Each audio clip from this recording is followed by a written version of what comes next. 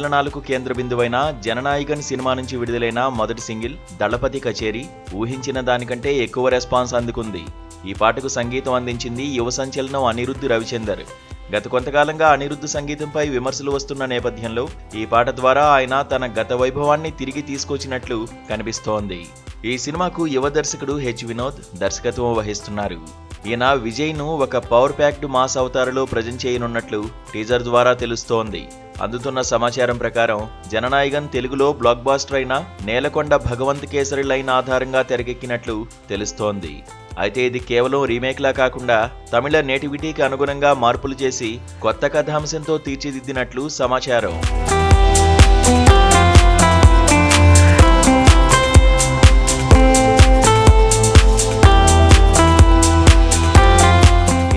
విజయ్ సరసన పూజా హెగ్డే నటిస్తోంది.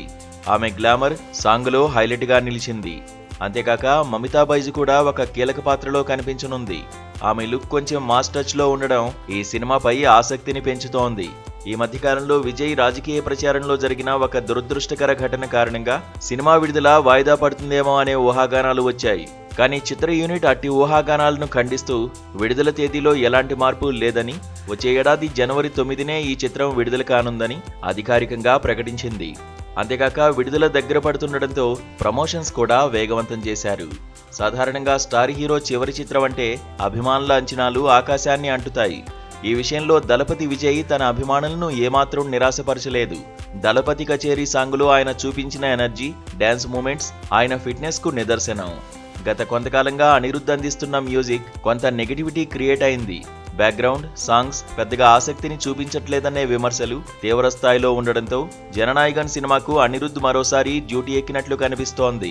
ఇప్పటి వరకు ఒక లెక్క, ఇప్పటి నుంచి ఒక లెక్క అనే మాదిరిగా జననాయకన్ ఫస్ట్ సింగిల్ కు అదిరిపోయే మ్యూజిక్ ను అందించాడు.